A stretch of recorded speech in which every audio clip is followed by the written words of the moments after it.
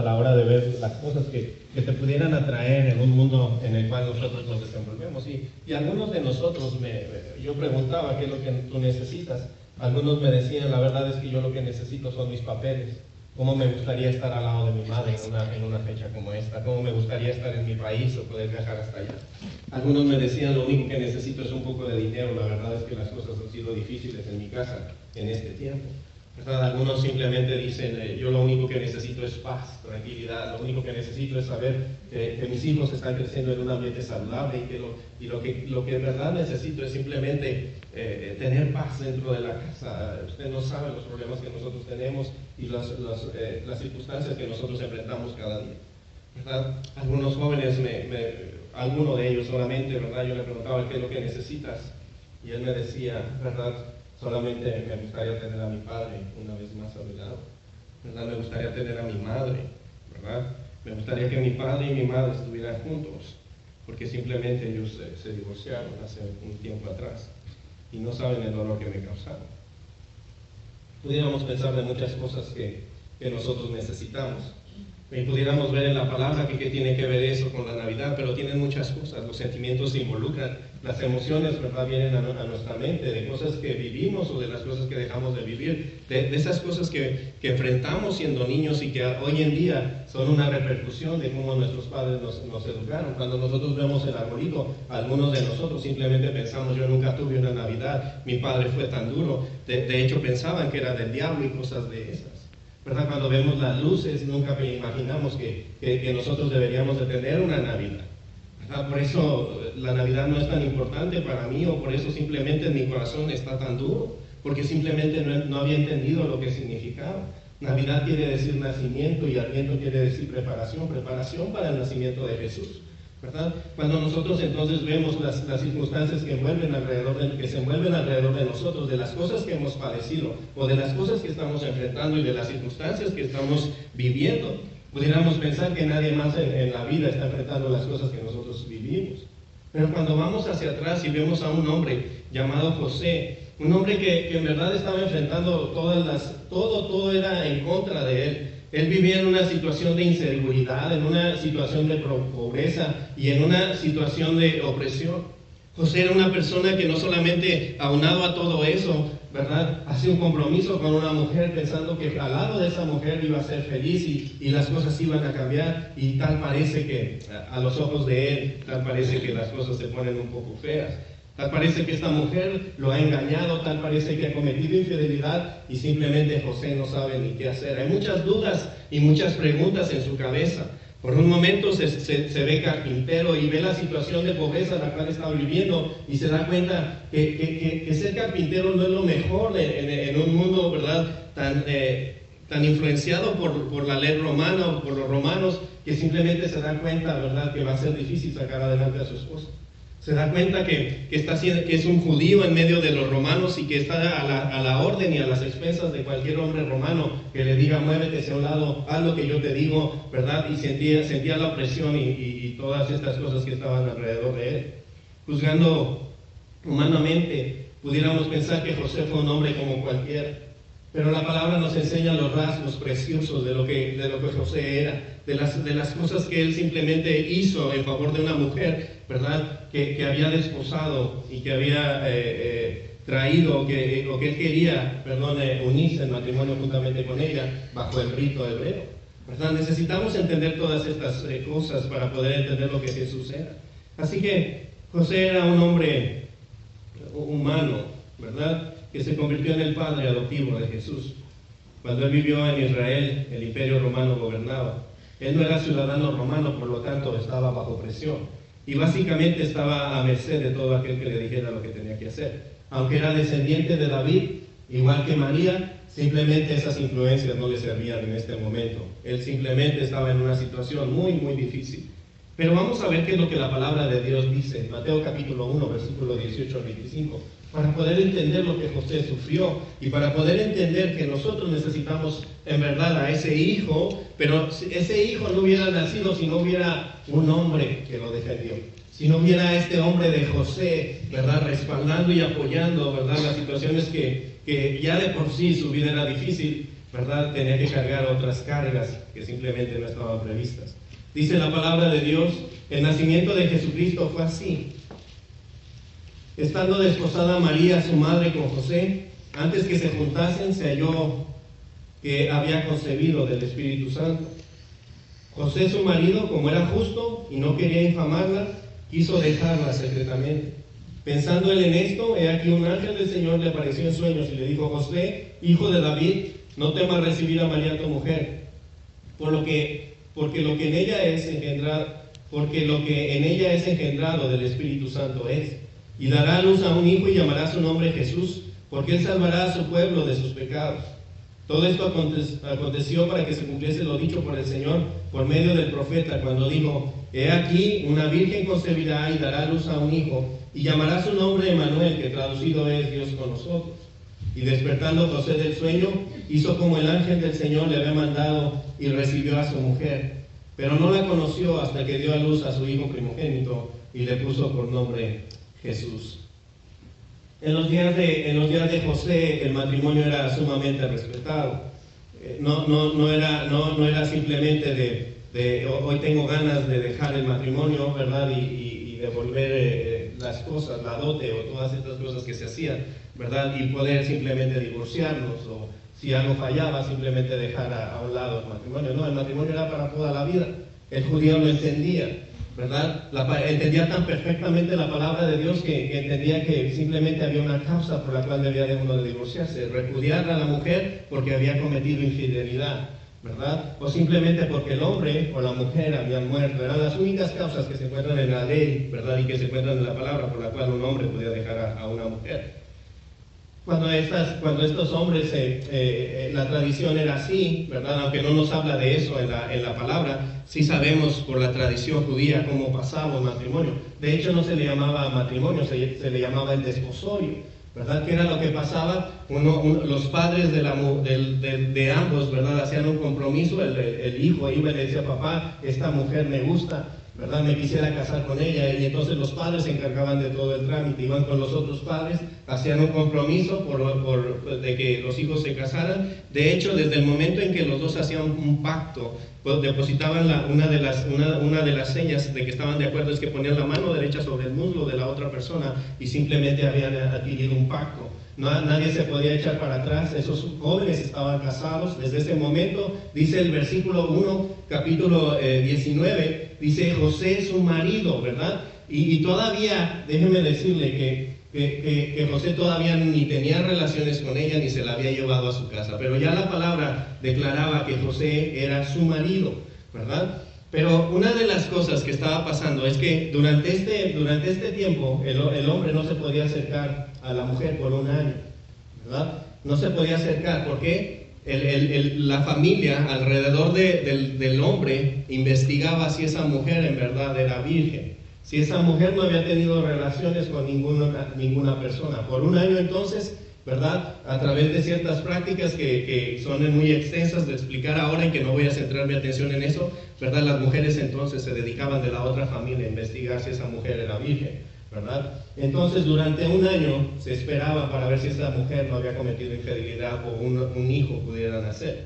Cuando ese niño no nacía, ¿verdad?, simplemente el hombre salía con un estruendo, una gran fiesta en camino hacia la casa del padre, ¿verdad?, donde estaba la hija, ¿verdad? Y entonces hacía una gran fiesta y entonces podía llegar a cualquier hora del día. Por eso la parábola de las 10 vírgenes, ¿verdad?, de las lámparas que no tenían aceite. Y entonces llegaba, hacían una fiesta dentro de la casa, se cerraban las puertas y entonces el esposo determinaba cuándo y a qué horas salía con su esposo una vez más hacia el hogar nupcial, ¿verdad?, a la casa que ya estaba prometida. Por eso les platico un poco de esto para que entiendan cuál era la tradición. Durante este periodo en donde ya ellos estaban comprometidos, José entonces empieza a darse cuenta que todas estas cosas estaban en contra de él. Sin embargo, él pensaba que María era una buena mujer, que María en verdad era la persona que pues era para él. José estaba comprometido para casarse con ella, y un día simplemente José, no sé de qué forma, a lo mejor por medio de estas prácticas, ¿verdad?, que le digo que en la tradición judía, se da cuenta que María está embarazada. Ya de por sí las cosas estaban difíciles, Ya de por sí la economía para él no era muy buena. Pero por un momento empieza a ver que María está embarazada, y lo primero que trata de hacer, según la ley también, es tratar de dejarla secretamente. Si hubiera él ido delante de un juez o delante de un sacerdote y hubiera dicho, esta mujer está embarazada, María hubiera muerto a pedradas, ¿verdad? Pero dice la palabra que José, su marido, como era justo, viene de la palabra dikaios, que quiere decir un hombre santo, un hombre recto y un hombre inocente, dice la palabra, ¿verdad? Y dice, y no quería infamarla, sino que quiso dejarla secretamente. Y dejarla secretamente era ir con 2 testigos y decir, nuestro trato está acabado porque simplemente tú has quebrado, ¿verdad?, el pacto que nosotros habíamos hecho. Pero no iba con ningún juez, porque si hubiera llevado a un juez, posiblemente las cosas no hubieran sido buenas para María. Era un hombre hecho y derecho, y se da cuenta que su matrimonio está en peligro. Se da cuenta que simplemente las cosas están mal. Y una de las cosas que pasa es que pudiéramos pensar que Dios entonces le habla a María, ¿verdad? Y busca a María para solucionar este problema que había dentro del matrimonio, pero no. Dice que estando en sueños, ¿verdad? Este José, viene un ángel y le habla en sueños. A veces nosotros, yo he hablado de esto con alguien, con personas, con pastores, con maestros, diciéndole, ¿acaso Dios nos habla en sueños? Y ellos dicen, no, esas cosas no existen, Dios no puede hablarte en sueños. Y yo digo, ¿cómo es posible que no podamos entender que Dios, y así como le habló a José, hermanos, también nos habla a nosotros?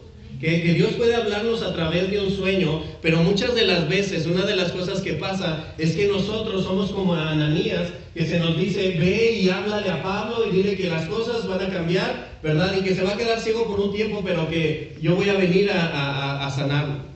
Y Ananías dice, no, ¿verdad? Pero es que este hombre es así, pero es que este hombre, y pone excusas, o como Jonás, ¿verdad? Que el Señor le dice, ve y haz estas cosas, y Jonás dice, no. ¿Verdad? Siempre cuando pensamos que Dios nos está hablando, siempre queremos poner excusas, ¿verdad? De algo que el Señor quiere que nosotros hagamos, pero no lo hacemos. Pero José fue diferente. José dice que simplemente despertó del sueño y le creyó a Dios, hermanos.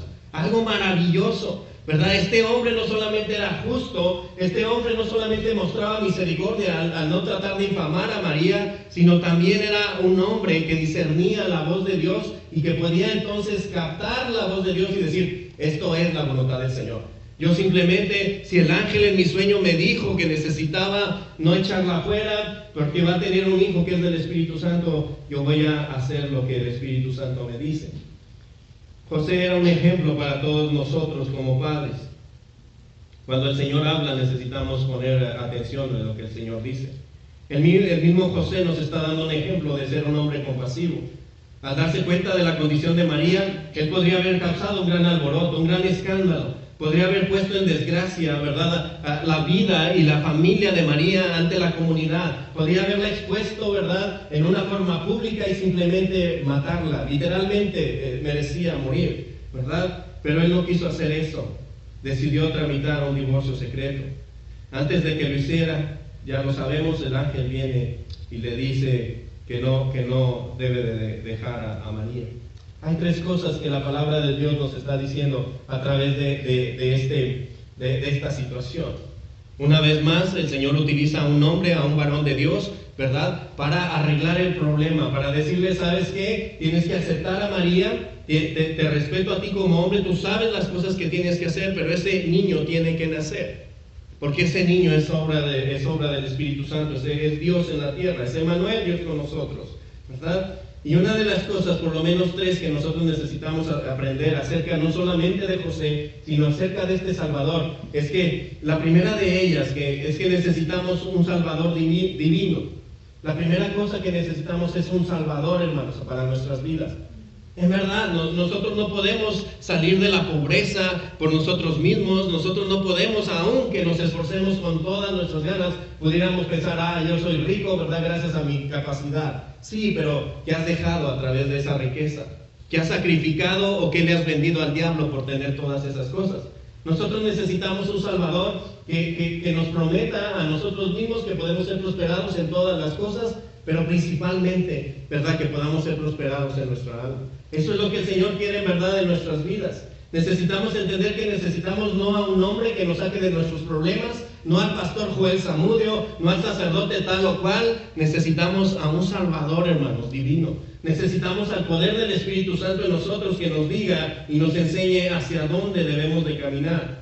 Es por eso que Jesús fue concebido por obra del Espíritu Santo. Para que nosotros entendiéramos que el Hijo de Dios, ese Hijo eterno, ¿verdad?, había venido para darnos un regalo a nosotros, ¿verdad?, de salvación y de vida eterna. El único que nos podría salvar, ¿verdad?, no solamente de todas las cosas que estaba viviendo el pueblo judío, sino principalmente, hermanos, de nuestros pecados, era este Salvador. Alguien me escribió en esta semana, porque estaba yo, puse algunas anotaciones sobre Emmanuel, Dios con nosotros, y alguien me dijo, ¿por qué si Jesús o Dios le dijo, ¿verdad?, a José que en Zacarías, no recuerdo ahorita la cita, no sé si la tengo por aquí, Isaías 7:14, creo está ahí, pero no recuerdo, pero creo que ahí, que le dice que Dios le dice, ¿verdad?, al profeta Isaías que le deberían de poner Emmanuel, Dios con nosotros. ¿Por qué entonces en Mateo, ¿verdad?, se le dice a José que le debe de poner Jesús, ¿verdad? Y yo le quise explicar a esta persona, ¿verdad?, también un pastor, un hermano amigo de nosotros, ¿verdad? Y yo le dije, hay ocasiones en la Biblia en que alguien recibe un nombre, pero no se le llama por ese nombre, ¿verdad? Hay ciertas características en la persona que uno le dice de cierta forma. Te voy a poner un ejemplo. Salomón era hijo de David, y Dios le dijo a Salomón que se iba a llamar Jedidías, ¿verdad? Está difícil el nombre, Jedidías, ¿verdad? Esa fue orden de Dios Todopoderoso, y le dijo, tú te vas a llamar Jedidías. Pero nunca se le llamó Jedidías a Salomón, ¿verdad? ¿Por qué? Porque Jedidías quería decir, hermanos, la palabra quería decir amado de Jehová. Pero sin embargo, Salomón se le llamó durante todo el tiempo. ¿Por qué? Porque el Señor quería decirle a Salomón que él era su amado, ¿verdad? Sin embargo, ¿verdad?, su nombre siempre fue llamado Salomón. Así es igualmente con Jesús, ¿verdad? Una de las cosas que iba a pasar es que Emmanuel, Dios con nosotros, iba a estar en la tierra, pero su nombre más importante iba a ser Jesucristo o Jesús, ¿verdad?, que significa el Salvador, el que salva, ¿verdad? Por eso es importante saber todas estas cosas. No solo parecía ser hombre Jesús, sino que nació de María como cualquier bebé lo hace. Cuando veo entonces cómo nació Jesús, me pongo a pensar que Jesús también tenía ciertas necesidades físicas, tenía ciertas ganas de comer y todas estas cosas. Nació como hombre, lloró como un bebé normal, ¿verdad? Ensució sus pañales, me imagino, de igual forma, pero una de las cosas que debemos de entender es que era Dios. Este Dios merece toda la gloria y toda la honra porque Él vino a salvarnos. Yo solamente quiero apuntarte por un momento de que puedas entender, ¿verdad?, para qué nació este Salvador. Nuestro hermano Carlos por la tarde nos va a dar el cuadro más grande y más perfecto de lo que Jesús en verdad sufrió y cómo nació, ¿verdad? Pero yo quiero que entiendas que este Salvador solamente vino, ¿verdad?, con el único propósito de salvar nuestra vida. Dice Juan 3:16, porque de tal manera amó Dios al mundo, ¿verdad? ¿Para qué? Para que el mundo y las personas no se perdieran, sino que para que vivieran a través de Jesucristo eternamente, para que sean salvos de sus pecados, porque dice el 17, porque no vino Jesús para condenar al mundo, sino para que el mundo sea salvo por medio de Él. Pero muchas de las veces no entendemos, ¿verdad? Yo mismo le estaba explicando a nuestro hermano Carlos, la palabra condenar es juzgar, ¿verdad? Y a veces dice la palabra que Jesús no vino para juzgar al mundo, sino para que el mundo sea salvo por medio de Él. Eso no quiere decir, hermanos, que no seamos juzgados un día por Dios Padre. Dios simplemente a través de Jesucristo vino a decirte, tú tienes la oportunidad de no ser juzgado, tú tienes la oportunidad de aceptarme como Señor y Salvador, tú tienes la oportunidad de renunciar a tu pecado y aceptarme a mí como y ponerme en el trono de tu corazón para que yo reine desde ahí. No, es que Jesús no juzga a nadie. Yo le enseñaba a nuestro hermano Carlos, ¿verdad? Dios no juzga a nadie, nosotros nos juzgamos a nosotros mismos. Las decisiones que yo tomo hacen que yo mismo me juzgue. ¿verdad? Cuando yo decido, ay Jesús, ¿para qué lo acepto? Yo no necesito a Jesucristo. Vemos a un Chávez, ¿verdad? Yo quería ponerse ese video en esta hora, pero vemos a un Chávez maldiciendo al pueblo de Israel, hermanos. En un video lo vemos ahí diciendo, maldito el pueblo de Israel. Y desde mis vísceras dice, maldigo al pueblo de Israel. ¿Sabes dónde empezó el cáncer de Chávez? En sus vísceras. No duró ni un año después de que maldijo al pueblo de Israel. Murió de cáncer. Aquel hombre, ¿verdad?, que hizo el Titanic, igual forma, ¿verdad?, dijo, este barco ni siquiera Dios lo puede hundir. Ese mismo viaje, ese mismo barco hundido. Todas aquellas personas, Voltaire, ¿verdad?, y otras tantas que conozco que han rechazado el nombre de Jesucristo, se han juzgado a ellos mismos. Juan 3, versículo 18, hermanos, dice que todo aquel que simplemente no ha aceptado al Hijo de Jesucristo y no le ha dado la fe en el Señor, simplemente se ha condenado a sí mismo. No es que Dios condene a nadie, no es que Jesucristo vino a enjuiciar a nadie tampoco. Es simplemente que nuestras decisiones nos apartan de Dios. Jesús vino para que nosotros entendiéramos que no mandó a otro en su lugar, no envió a un ángel para hacer el trabajo difícil. Simplemente se subió las mangas siendo Jesús y dijo, yo voy a hacer el trabajo. Mi Padre me ha enviado a esto, simplemente lo voy a hacer. No hay ningún otro nombre debajo del cielo por el cual podamos ser salvos. Dice Hechos capítulo 4, versículo 12. Juan 14, 6 dice, yo soy el camino, la verdad y la vida. Nadie viene al Padre si no es por mí.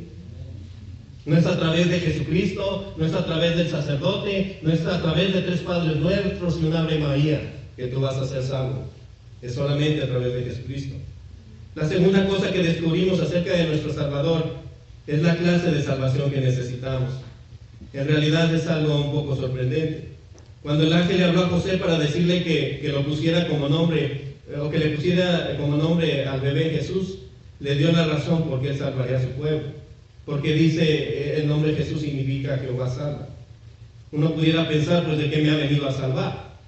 Pero dice el versículo 21, que el Señor vino para salvarnos de nuestros pecados y de nuestra opresión. Jesús no vino para quitar la opresión romana como Judas pensaba. Ellos pensaban que venía un gran rey para simplemente condenar al pueblo romano, para esta gran ramera que habla el capítulo 17. Muchos piensan que es la iglesia romana, ¿verdad? A veces yo quisiera en verdad afirmar esas cosas, pero no estoy en verdad muy seguro de que sea la iglesia romana, aunque todo lo describe, ¿verdad? A veces no soy yo quien pueda emprender un juicio delante de la iglesia romana, eso no me toca a mí. Pero veo a través de la historia cómo la iglesia romana, desde el tiempo de Jesucristo, causaban opresión a los judíos, ¿verdad? Por eso es muy importante que cuando nosotros, hoy en día usted o yo por primera vez una palabra en mi oración, después de orar por la palabra de Dios, la última palabra que dije fue, ¿verdad? Y Dios bendiga a Israel. ¿Por qué? Porque dijo el Señor, este es mi pueblo y lo amo con amor eterno, ¿verdad? Y todo aquel que bendijere al pueblo de Israel, yo también lo voy a bendecir. De nuestras oraciones, hermanos, aun cuando nosotros somos parte de ese pueblo de Israel, nosotros debemos de entender que el pueblo de Israel, en el lugar de Israel, hermanos, es pueblo escogido de Dios. Y aun cuando nosotros somos adoptados, añadidos y somos partes de esa herencia de Dios, debemos orar por el pueblo de Israel, porque el Señor y su promesa, ¿verdad?, es cierta. Si nosotros bendecimos al pueblo de Israel, el Señor nos bendice, y si lo maldecimos, el Señor también nos maldice. Así que tú no puedes pagarle a Dios por tus pecados, no puedes pagarle por todas las veces que le has fallado, por todas las veces que le has desobedecido, porque una de las cosas que va a pasar es que una, te puedes volver loco, y otra posiblemente te vuelvas hipócrita, ¿verdad? De tanto estar pensando cómo le voy a pagar y cómo le voy a hacer. No, lo que debes de entender es simplemente que la gracia y el perdón de Dios hacia nosotros es innumerable, inmensurable, ¿verdad? No tiene medida, ¿verdad? Y nosotros debemos de recibirlo como un regalo de gracia y de misericordia. La tercera cosa que te debo de decir acerca del Salvador que necesitamos es que nosotros necesitamos un verdadero rey. La palabra de Dios dice, en cuanto a José, le dice José, hijo de David. Si nosotros estudiamos la historia, nos vamos a dar cuenta que José, ¿verdad?, no está diciendo que era hijo de David. ¿verdad? Estaba diciendo que era de la descendencia de David porque José, su padre, se llamaba Jacob, ¿verdad? Ustedes van a decir, ¿y usted cómo lo sabe? Pues nada más hay que investigar un poquito la historia para darnos cuenta que el padre de David se llamaba Jacob. No era el patriarca, ¿verdad? No quiero que malinterpretes, pero el padre de José, el padre de José se llamaba Jacob, no el patriarca Jacob, ¿verdad? No quiero que entiendas, que no te quiero confundir con eso. Simplemente siempre que se dice hijo de David, significa de la descendencia de David. David fue el rey más grande de todos los reyes de Israel. Dice la palabra que era conforme al corazón de Dios. Pero aun cuando José y María eran descendientes de David, simplemente, ¿verdad?, no pasó nada. Ellos no eran príncipes, vivían en una pobreza extrema, opresiva, ¿verdad? No pasó nada, pero cuando entonces José se pone en medio para defender a ese bebé, y aún vamos a verlo más en la tarde, vamos a ver cómo este bebé es protegido por José. Este bebé es llevado, ¿verdad?, hacia Egipto, ¿verdad?, para que en ese peregrinar, ¿verdad?, sea protegido de un Herodes que mandó matar a todos los niños debajo de 2 años, ¿verdad? Y luego es llevado en una forma milagrosa hasta Belén. Es sorprendente. Yo me pongo a estudiar todas estas cosas y digo, ¿cómo es que se iba a cumplir la profecía de que un niño iba a nacer en Belén si estas personas estaban en Nazaret? Pero el Señor mueve todo a través de la historia para darnos cuenta que todo se iba a cumplir de acuerdo a su palabra. Hace un tiempo, unos días atrás, un actor dijo lo siguiente en una entrega de premios. Estando ahí en los Grammys, creo que eran los Grammys o no sé qué, ¿verdad? Ahí en la televisión, pasa un artista y dice, esto es como estar en la iglesia. Todos le estamos dando la gloria y la honra a Dios y a nuestro Salvador Obama. Y yo dije, ¿what? Y dije, ¿qué dijo este? Y yo me regresé y dije, ¿qué dijo? Y el otro, sí, así dijo, y lo tengo literal, ¿verdad? Dice, esto es como estar en la iglesia, antes que nada, dando gloria y honor a Dios y a nuestro Señor y Salvador Barack Obama. No estoy de acuerdo en ninguna forma con lo que este hombre dijo. Debo decir que tengo mucho respeto por el presidente Barack Obama, porque el Señor dice que debemos de orar por ellos, que debemos de respetarlos, aunque no estoy de acuerdo con ciertas prácticas políticas que tiene, ¿verdad? Pero lo que estoy diciendo es que estas declaraciones que a veces oímos en la televisión, a veces pensamos que son muy normales. El otro día estábamos mi esposa y yo, ¿verdad?, viendo la televisión y pasa un comercial de Walmart, ¿verdad? Uno de ellos donde pasan todos los días y que los días deben de contar, y dice, lo que importa son los regalos. Y uno puede decir, ¿de qué está hablando? Pero es simplemente un comercial. No, está diciendo que no importa la reunión de la familia, que no importa